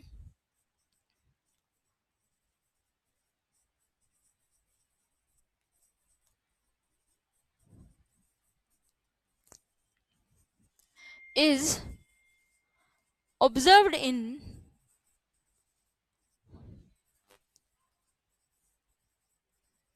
unsymmetrically filled orbitals। Unsymmetrically filled orbitals में क्या होता है, जॉन टेलर डिस्टोर्शन होता है। मतलब जहां पर भी सिमेट्रिक है तो वहां पर क्या होगा, हमने अभी भी देखा कि सिमेट्रिक डिस्ट्रीब्यूशन ऑफ इलेक्ट्रॉन होगा तो इलेक्ट्रॉनिकली डिजेनरेसी नहीं आएगी तो ब्रेक नहीं करनी पड़ेगी, मॉलिक्यूल ब्रेक नहीं करेगा तो डिस्टोर्शन भी नहीं आएगा। तो जहां पर अनसिमेट्रिकली फिल्ड ऑर्बिटल्स होंगे वहीं पर क्या होता है, JTD, Jahn Teller distortion observe होता है। ठीक है। अब यहां पर देखना जरा, 3 में है पहला कि कहां पर स्ट्रॉन्ग डिस्टोर्शन होगा। क्या स्ट्रॉन्ग जॉन टेलर डिस्टोर्शन कब होगा? देखो, हमें पता है कि हमारे लिगेंड्स अप्रोच करते हैं कहां से, हमारे लिगेंड अप्रोच करते हैं अलोंग द एक्सिस। तो ऑक्टाहेड्रल कॉम्प्लेक्सेस में अलोंग द एक्सिस कौन से होते हैं, डी जेड स्क्वायर और d x square y square. तो अगर किस में होते हैं वो, ईजी में। तो अगर हमारे पास ईजी अनसिमेट्रिकली फील्ड है तो उस केस में हमारा क्या होगा, स्ट्रॉन्ग डिस्टोर्शन होगा इन ज्योमेट्री। तो स्ट्रॉन्ग डिस्टोर्शन कब होता है, जब ईजी जो है वो क्या होता है, अनसिमेट्रिकली फिल्ड। अब देखो या तो ईजी ही अनसिमेट्रिकल होगा या T2 होगा अनसिमेट्रिकल, दोनों एक साथ कभी भी अनसिमेट्रिकल नहीं हो सकते, ये हमें पता है। ठीक है, तो देखो जरा ईजी में अनसिमेट्रिकल में क्या हो गया, मान लो ये है अपना T2G और ये है Eg। अच्छा, Eg में इलेक्ट्रॉन फिल करना है, मतलब 1 2 3 4, ये D4 हो सकता है। D4 कौन सा, हाई स्पिन। चलो फिर अगर मैंने 5 फिल कर दिया तो ये तो सिमेट्रिकल हो जाएगा। अच्छा, उसके अलावा क्या पॉसिबिलिटी है, उसके अलावा ये 1 2 3 फिर 4 5 6 7, मतलब D7 लो स्पिन हो सकता है क्या। अच्छा, और देख लो, और देख लें कैसे, यहाँ पर 1 2 3, ठीक है, और क्या करें, दोनों ही केस दिख रहे हैं मुझे तो, और क्या दिख रहा है, 1 2 3, अच्छा 4 ये तो ले ही लिया, 5 ये भी ले लिया, अच्छा D7 भी ले लिया। तो आई गेस सिर्फ दो ही केस बनेंगे जिसमें क्या होगा, अनसिमेट्रिकली फिल्ड होगा, कौन, हमारा Eg। तो इन दोनों केस में हमारा क्या होगा, स्ट्रॉन्ग डिस्टोर्शन होगा। क्या होगा, स्ट्रॉन्ग डिस्टोर्शन। सही है क्या, बताओ जरा, सही है। चलो आगे बात करते हैं किसकी, वीक डिस्टोर्शन की। तो वीक डिस्टोर्शन कब होगा, जब हमारा T2G जो है वो अनसिमेट्रिकली होगा, सॉरी स्ट्रॉन्ग नहीं, वीक। वीक डिस्टोर्शन जो है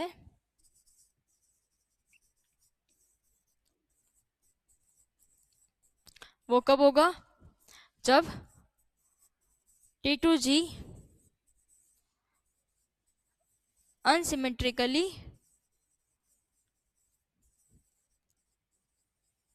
फिल्ड होगा।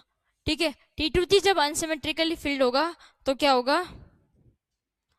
हमारा वीक डिस्टोर्शन होगा ज्योमेट्री में। कैसे होगा वीक डिस्टोर्शन, देखो जरा कि T2G अनसिमेट्रिकल, T2G अनसिमेट्रिकल कैसे हो सकता है,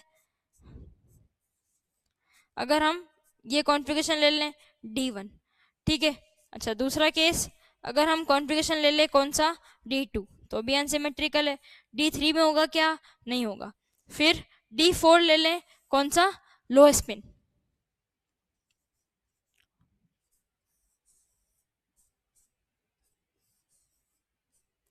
1 2 3 4, D4 कौन सा, लो स्पिन, और D5 ले लूं, 1 2 3 4 5, कैसा, ये भी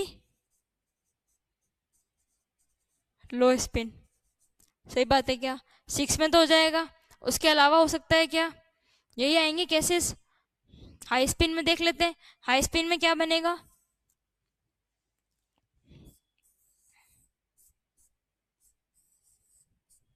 1 2 3 4 5, कितना, 6, तो ये D6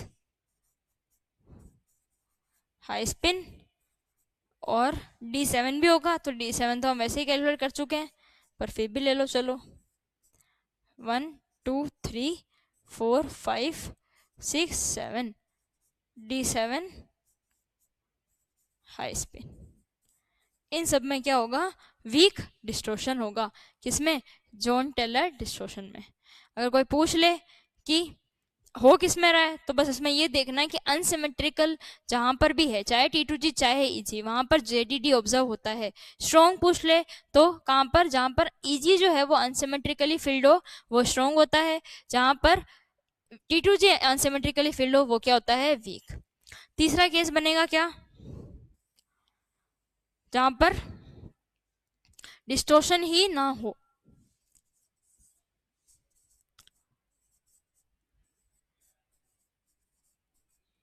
नो डिस्टोर्शन, जहां पर डिस्टोर्शन ही ना हो, उस केस में क्या होगा। चलो डिस्टोर्शन ना हो, कैसा होता है डिस्टोर्शन ना होना, मतलब जहां पर सिमेट्रिकली फील्ड हो। सिमेट्रिकली कैसे, जरा देखो, मैं ले लो D5 हाई स्पिन, 1 2 3 4 5। अच्छा, D5 से पहले हम ले लें D3, D3 जो है वो low spin as well as high spin, ऐसे ही कॉन्फ़िगरेशन आएगा। फिर हम बात करते हैं किसकी, D5, 1 2 3 4 5। D5 कौन सा, हाई स्पिन, लो स्पिन तो शो करेगा है ना, D5 लो स्पिन लिखाया था अभी, ठीक है। अच्छा उसके अलावा क्या हो सकता है, अभी तो और है ना, उसके अलावा क्या हो सकता है, अगर D6 लो स्पिन हो, क्या हो, D6 लो स्पिन, D6 लो स्पिन मतलब 1 2 3 4 5 6, ये क्या हो गया, D6 लो स्पिन, ठीक है क्या। अच्छा उसके बाद D10, अच्छा इजी वाला तो हो गया एक तो, और नेक्स्ट आएगा क्या, 1 2 3 4 5 6 7 8 9 10, D10 जो है वो दोनों low spin as well as high spin, इन चारों केस में कोई भी डिस्टॉर्शन नहीं होगा। तो ये अपने को पता रखना है JTD में कि क्या होता है और कब होता है। क्लियर है क्या, देखो जरा,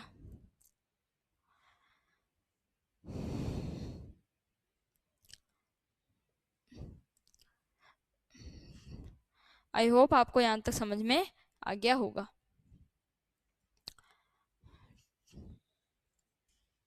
ठीक है, आगे बात करते हैं हम, जो हमारा नेक्स्ट टॉपिक है, JTD हो गया। JTD के बाद हमारा नेक्स्ट जो टॉपिक आएगा वो आएगा कौन सा,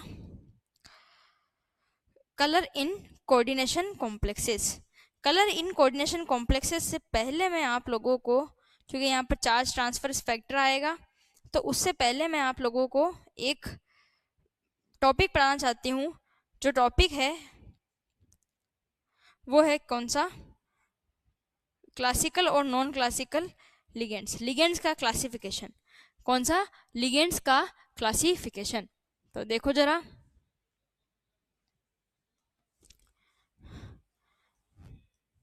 नेक्स्ट अगर मैं बात करूं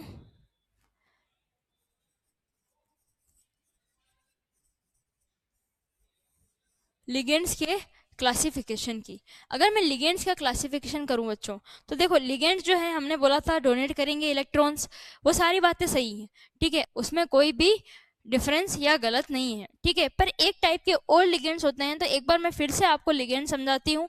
लिगेंड्स का मतलब जो ऐसे मॉलिक्यूल्स एटम्स जो क्या करे, अपना लोन पेयर ऑफ इलेक्ट्रॉन जो है वो मेटल के वैकेंट डी ऑर्बिटल में ट्रांसफर कर दे, उनको हमने क्या बोला था, लिगेंड्स, ठीक है क्या, यही बात हुई थी। चलो अब यहाँ पर लिगेंड्स जो होते हैं ना, वो दो टाइप के होते हैं। दो टाइप के कौन से, एक ऐसे लिगेंड्स जो करते हैं कौन सा, सिग्मा इंटरेक्शन, सिर्फ कौन सा इंटरेक्शन करते हैं, सिग्मा इंटरेक्शन। और दूसरे जो लिगेंड्स होते हैं टाइप, दूसरे टाइप के लिगेंड्स, उनको क्या, वो कौन सा इंटरेक्शन करते हैं, पाई इंटरेक्शन लिगेंड्स। और पाई इंटरेक्शन लिगेंड्स को ही हम क्या बोलते हैं, नॉन क्लासिकल लिगेंड्स, क्या बोलते हैं, नॉन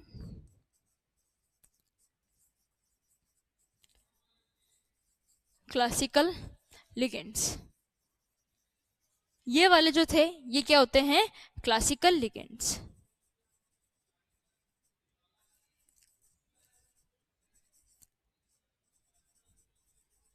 ये हैं क्लासिकल लिगेंड्स, ठीक है। अच्छा क्लासिकल लिगेंड्स में क्या आएंगे, जो सिर्फ अपन नॉर्मल, जो सिर्फ क्या करें, मेटल, ये मेटल है, ये लिगेंड है, ये मेटल का क्या है, वैकेंट ऑर्बिटल, और ये लिगेंड का है क्या, फील्ड ऑर्बिटल, ठीक है। और ये यहाँ से यहाँ इलेक्ट्रॉन का ट्रांसफर करें, मतलब मेटल से ligand, sorry ligand to metal क्या हो, इलेक्ट्रॉन का ट्रांसफर हो, ठीक है। ये क्या है, सिग्मा डोनर, कौन से हैं, इनको बोलते हैं sigma donor. Example, second period के मॉलिक्यूल्स जिसमें पाई बॉन्ड ना आए, जैसे NH3 हो गया, H2O हो गया, जैसे CH3 माइनस हो गया, H माइनस हो गया, ROH हो गया, RNH2 हो गया, इन सबके पास एक एक लोन पेयर है डोनेट करने को। अगर इन सबके पास एक एक लोन पेयर है डोनेट करने को, तो ये एक बॉन्ड बनाएंगे मेटल के साथ, कोऑर्डिनेट बॉन्ड का फॉर्मेशन कर लेंगे। ठीक है, अब दूसरी बात आती है किसकी, दूसरी बात आती है हमारे पास दूसरे टाइप के लिगेंड्स जो क्या करते हैं, यहाँ पर अगेन हम इसको दो में क्लासिफाई कर रहे हैं। किसमें? दो में। एक तो होते हैं पाई डोनर और दूसरे होते हैं पाई एक्सेप्टर। जो पाई इंटरेक्शन वाले थे वो दो टाइप के होते हैं, कौन कौन से?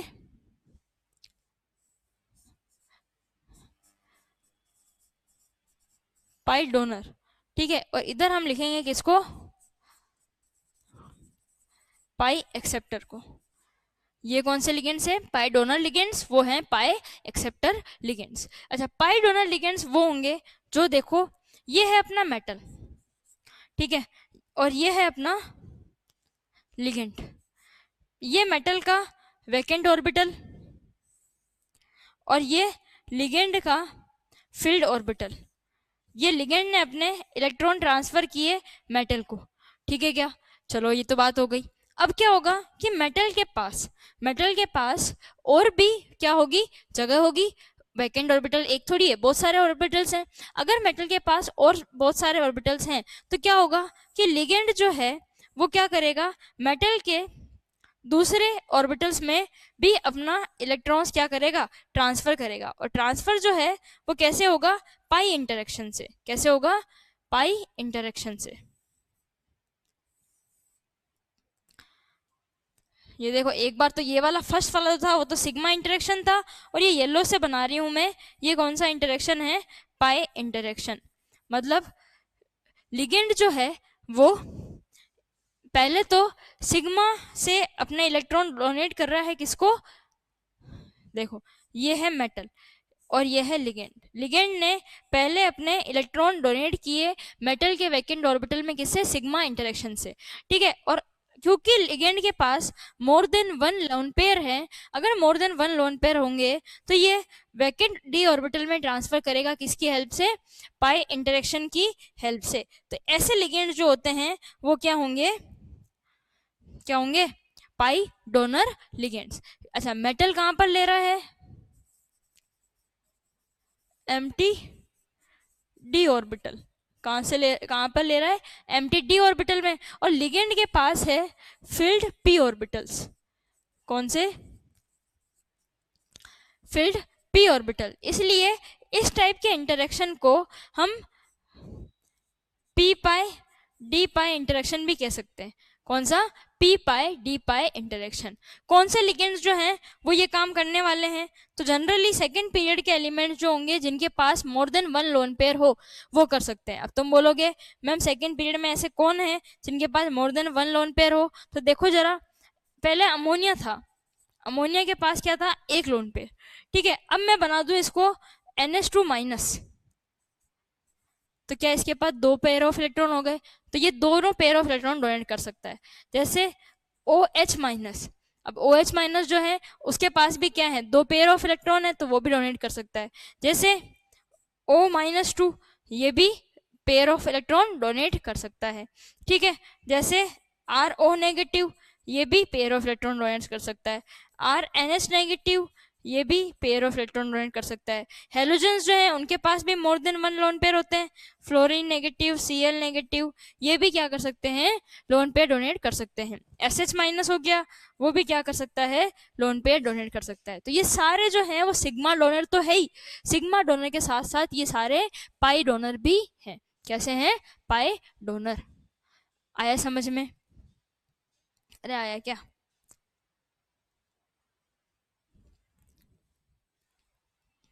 अच्छा, नेक्स्ट टाइप के लिगेंड्स जो हैं वो कौन से हैं? पाई एक्सेप्टर लिगेंड्स। कौन से? पाई एक्सेप्टर लिगेंड। अच्छा, अगर मैं पाई एक्सेप्टर लिगेंड्स की बात करूं बच्चों, तो पाई एक्सेप्टर क्या होगा? ये अपना मेटल, ठीक है, और ये वैकेंट का वैकेंट ऑर्बिटल, ये अपना लिगेंड, और ये लिगेंड का फील्ड ऑर्बिटल। सही बात है क्या? ये इसने अपने इलेक्ट्रॉन मेटल को ट्रांसफर किए और क्या बनाया? सिग्मा बॉन्ड, सिग्मा डोनर है। अब क्या होता है? मेटल जो है, क्योंकि अपना मेटल कौन सा ऑर्बिटल है? D orbital. अब मेटल का डी ऑर्बिटल हमेशा थोड़ी होता है कि वैकेंट ही हो, कुछ केसेस में मेटल के पास एक्स्ट्रा इलेक्ट्रॉन्स भी होते हैं, और लिगेंड के पास अगर क्या हो, लिगेंड के पास अगर एक्स्ट्रा वैकेंट ऑर्बिटल हो तो लिगेंड क्या कर सकता है, मेटल के इलेक्ट्रॉन अपने वैकेंट ऑर्बिटल में ट्रांसफर करवाएगा। तो देखो जरा यहाँ पर ये मेटल का क्या है, फील्ड ऑर्बिटल, ये मेटल के क्या है, फील्ड ऑर्बिटल, और मेटल के फील्ड ऑर्बिटल में लिगेंड जो है वो अपने वैकेंट ऑर्बिटल में ट्रांसफर करा रहा है। तो इसका मतलब क्या हुआ, मेटल जो है वो ट्रांसफर भी कर रहा है। कैसे इसको लिख सकते हैं हम, इसको ऐसा लिख सकते हैं, ये है मेटल, ये है लिगेंड। मेटल लिगेंड, पहले क्या हुआ, लिगेंड ने मेटल को ट्रांसफर किया बाय सिग्मा, सेकंड मेटल ने डोनेट किया इसको बाय पाई। तो देखो इस बार जो अपना लिगेंड है वो कैसा हुआ, पाई एक्सेप्टर।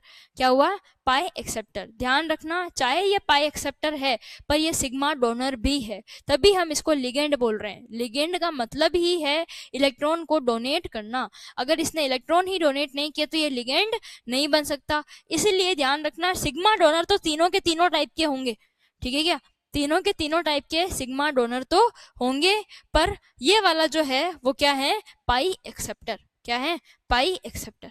क्लियर है क्या। अब इसमें भी बच्चों दो आते हैं, दो क्या आते हैं, ये तो मेटल के क्या है, ये तो क्या है, फील्ड डी ऑर्बिटल्स, किसके, मेटल्स के, मेटल्स के ये क्या है, फील्ड डी ऑर्बिटल्स। ठीक है, अब यहाँ पर ये लिगेंड जो है वो किस में एक्सेप्ट कर रहा है, किस में एक्सेप्ट कर रहा है, ये दो चीजों पर डिपेंड करेगा। देखो एक बात ध्यान रखना, क्या, एक होता है ल्यूमो, एक होता है होमो। क्या होता है, ल्यूमो और होमो, एक होता है ल्यूमो और दूसरा होता है होमो। ल्यूमो का मतलब क्या होता है, लोवेस्ट अनऑक्यूपाइड मॉलिक्यूलर ऑर्बिटल। देखो मॉलिक्यूलर ऑर्बिटल की बात कर रहे हैं, क्या बोला है हमने, मॉलिक्यूलर ऑर्बिटल मतलब जो पाई एक्सेप्टर लिगेंड्स होते हैं वो अपने एटॉमिक ऑर्बिटल में इलेक्ट्रॉन नहीं लेते हैं, किसमें लेते हैं, मॉलिक्यूलर ऑर्बिटल में। और मॉलिक्यूलर ऑर्बिटल भी कौन सा है, वैकेंट, और वैकेंट में सबसे कम एनर्जी वाला जो होता है उसको हम क्या बोलते हैं, ल्यूमो। ठीक है, और होमो का मतलब क्या होता है, होमो का मतलब होता है हाईएस्ट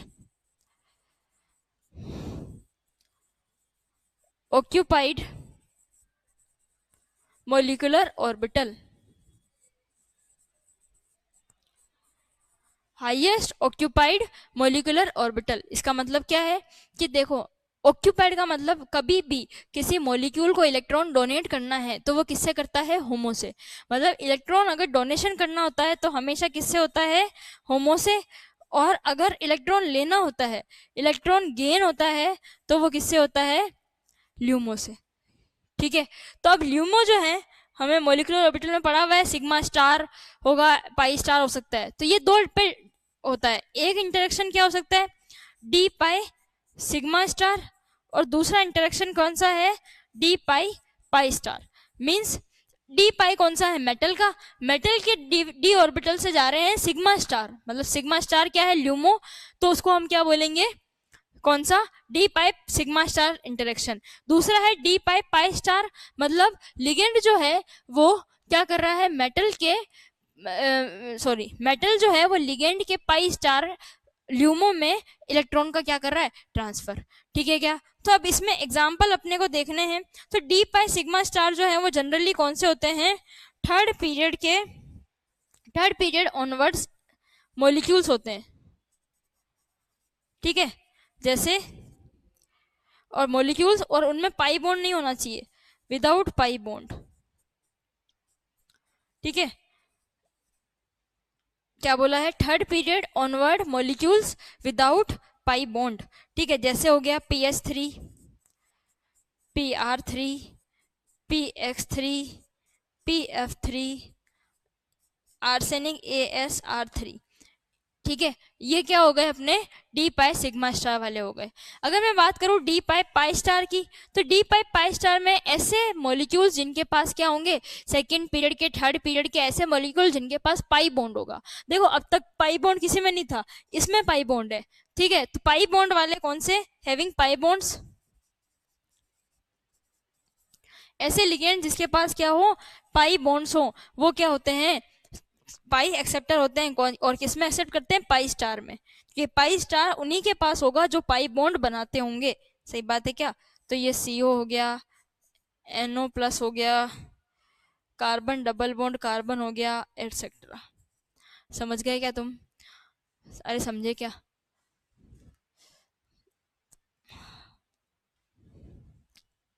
ठीक है, तो ये जो क्लासिफिकेशन है ये बहुत बहुत इंपॉर्टेंट क्लासिफिकेशन है, ये अपने को ध्यान रखना है, इम्पोर्टेंट है। क्यों, क्योंकि अपने को पहचान में आना चाहिए लिगेंड जो है वो कैसा है, पाई एक्सेप्टर है, सिग्मा एक्सेप्टर है, पाई डोनर है, सिग्मा डोनर है, किस टाइप का लिगेंड है।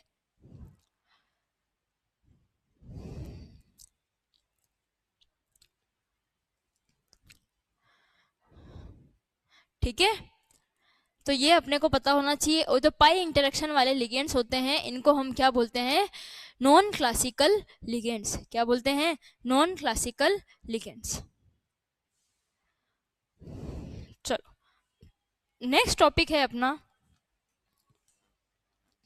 नेक्स्ट टॉपिक है अपना कौन सा, कलर इन कोऑर्डिनेशन कॉम्प्लेक्सेस।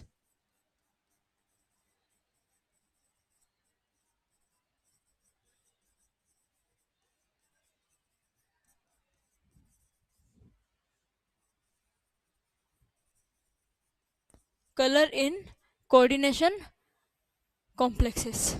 अच्छा, कलर इन कोऑर्डिनेशन कॉम्प्लेक्सेस हमने इनिशियली ये बात करी थी जब चैप्टर शुरू किया था कि बहुत सारे ऐसे मॉलिक्यूल्स हैं जिनके पास क्या है, कॉम्प्लेक्सेस जो हैं वो क्या होते हैं, कोऑर्डिनेशन कॉम्प्लेक्सेस हमेशा ऑलमोस्ट, अगर D10 कॉन्फ़िगरेशन ना हो तो ऑलमोस्ट क्या होते हैं, कलर्ड होते हैं। बहुत सारे कोऑर्डिनेशन कॉम्प्लेक्सेस जो होते हैं कलर्ड होते हैं, और इनका एप्लीकेशन बहुत ज़्यादा है, डाई वगैरह में इनका यूज़ करा जाता है।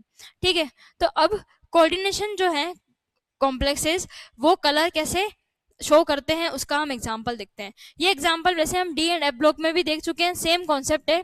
क्या कि जैसे मान लो एक कॉम्प्लेक्स है टाइटेनियम H2O6 + 3। ठीक है, अब ये जो कॉम्प्लेक्स है ये वॉयलेट कलर का होता है। कौन से कलर का, वॉयलेट कलर का। इस कॉम्प्लेक्स के कलर का रीजन क्या है कि यहाँ पर टाइटेनियम जो है वो +3 ऑक्सीडेशन स्टेट में, किसमें, +3 ऑक्सीडेशन स्टेट में। अगर ये +3 ऑक्सीडेशन स्टेट में है तो इसका कॉन्फ़िगरेशन क्या हो जाएगा, 3D1 4S0। सही बात है क्या। अच्छा देखो जरा, CFT का एप्लीकेशन है ये, तो 1 3D में क्या है, 1। अच्छा मुझे पता है कि 3D जो है वो स्प्लिट होता है किसमें, T2G और EG में।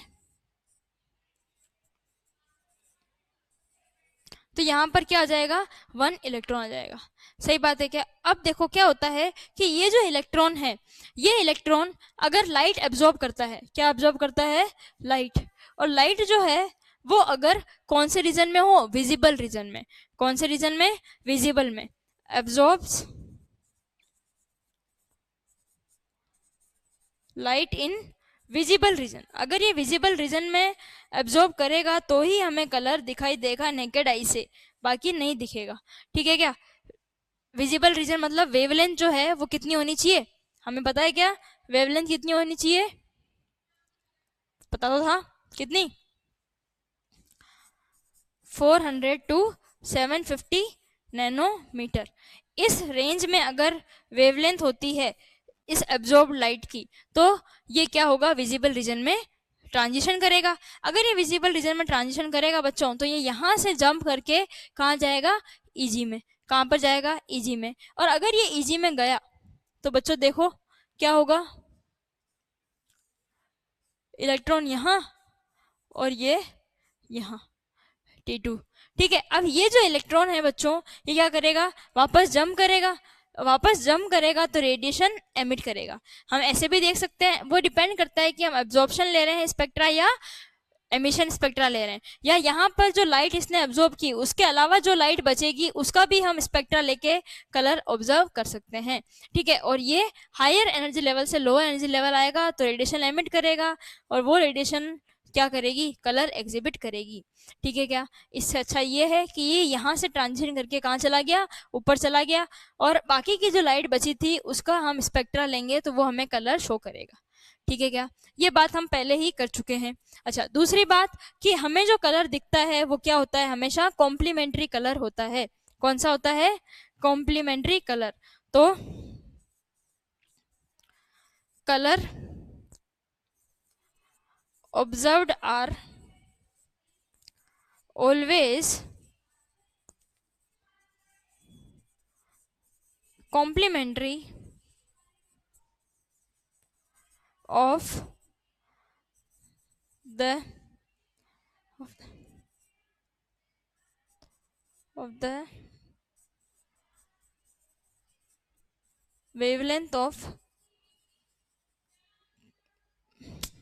the एक second, color observed is are always complementary of the color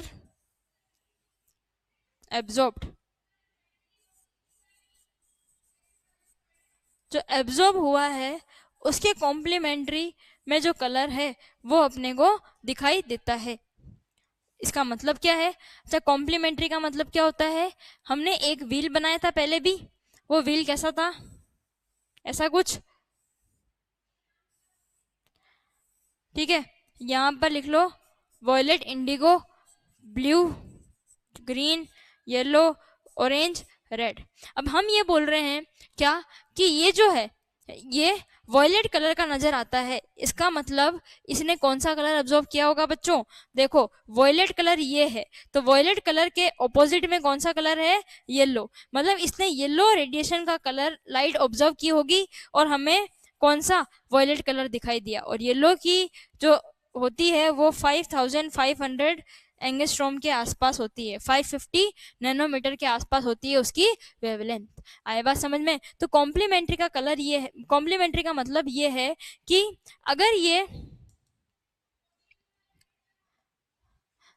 अगर बच्चों ये वॉयलेट कलर का नजर आ रहा है, कोई भी कॉम्प्लेक्स अगर मुझे वॉयलेट कलर का नजर आ रहा है, वॉयलेट कलर का अगर नजर आ रहा है इसका मतलब उसने लाइट कौन सी अब्जॉर्ब की होगी, येलो। कोई भी कलर अगर मुझे ब्लू नजर आ रहा है इसका मतलब उसने कौन सी लाइट अब्जॉर्ब की होगी, ब्लू के जस्ट ऑपोजिट कौन है, ऑरेंज, ऑरेंज। ठीक है, ग्रीन अगर कुछ मुझे कलर नजर आ रहा है तो क्या होगा, रेड, एंड वाइस वर्सा। आई बात समझ में। तो ऐसे दिखता है कलर। और इस ट्रांजिशन को, ये जो ट्रांजिशन है ये क्या हुआ, ये भी हमारा डी ऑर्बिटल्स थे,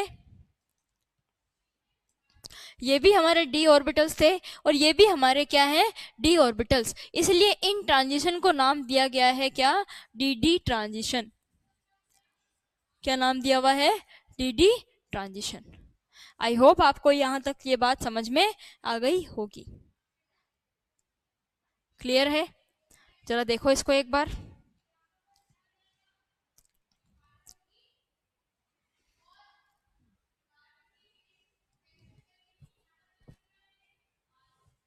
चलो इसमें एक और पॉइंट लिखते हैं, क्या कि इन एब्सेंस ऑफ लिगेंड्स, क्या बोल रहे हैं, अगर लिगेंड्स एब्सेंट है,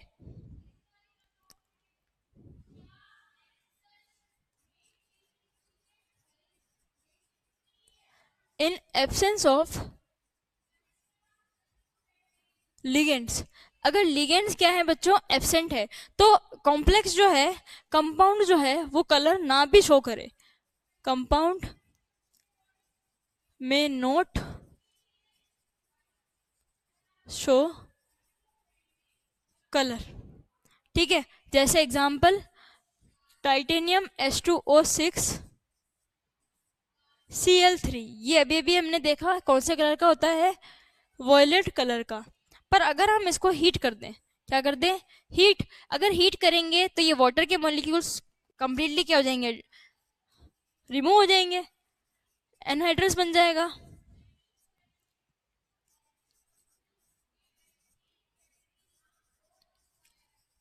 तो अब ये क्या बनेगा बच्चों, ये कॉम्प्लेक्स बनेगा TiCl3, और ये जो कॉम्प्लेक्स है बच्चों ये क्या है, कलरलेस।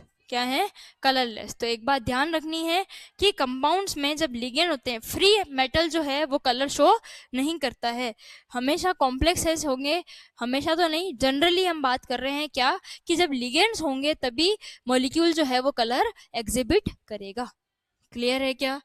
चलो एक और बात इसमें, क्या, जैसे CuSO4 कॉपर सल्फेट जो है ये क्या होता है, कलरलेस होता है। क्या होता है, कलरलेस। ये बहुत बहुत इंपॉर्टेंट एग्जांपल है।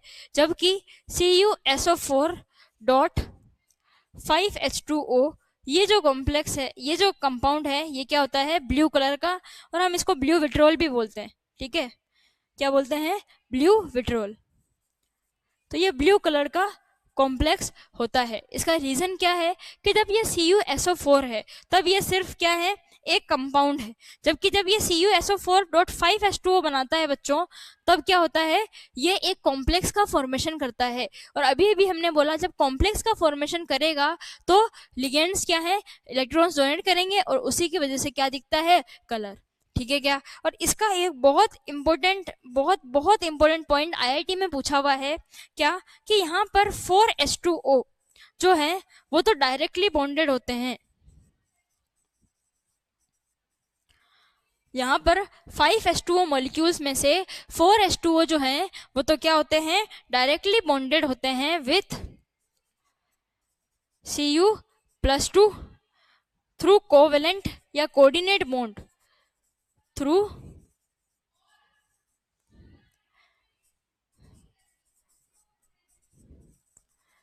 Coordinate bond. And 5th H2O molecule जो होता है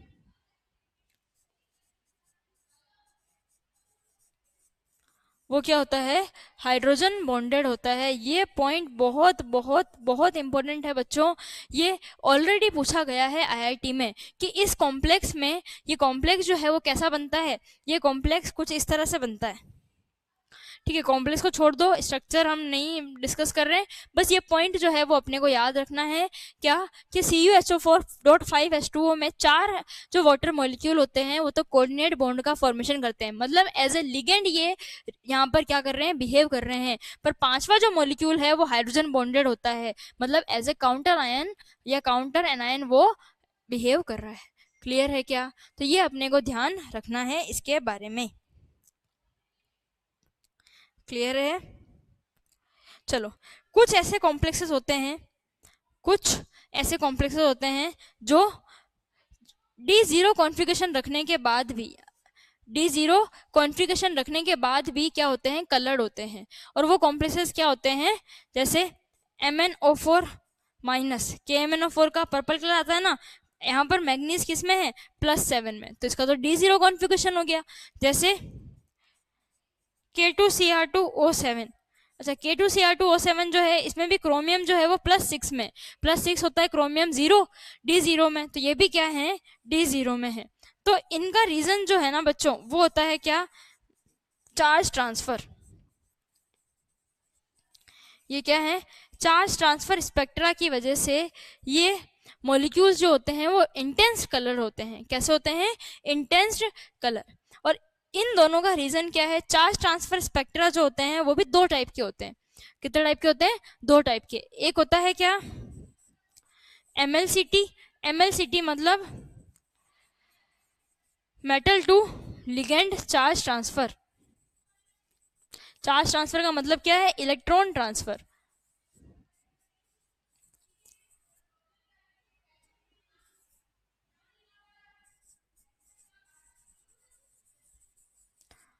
और LMCT होता है एक लिगेंड टू मेटल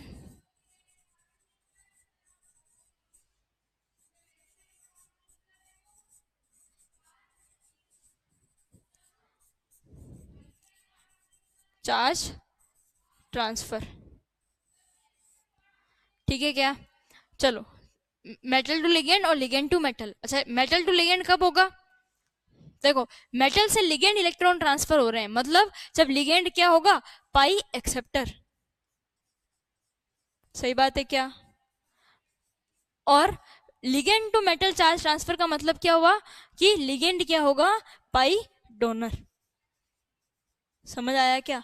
तो ऐसे कॉम्प्लेक्सेस जिसमें पाई एक्सेप्टर पाई डोनर लिगेंड्स हो, वो क्या होते हैं, कलर शो करते हैं। अपने को फिर से डिटेल में नहीं जाना है, हमें बस ये ध्यान रखना है क्या कि कुछ कंपाउंड जो होते हैं वो कलर एग्जिबिट करते हैं। अब मुझे बताओ कि यहाँ पर इन दोनों का कलर जो है वो किसकी वजह से है, LMCT की वजह से या MLCT की वजह से?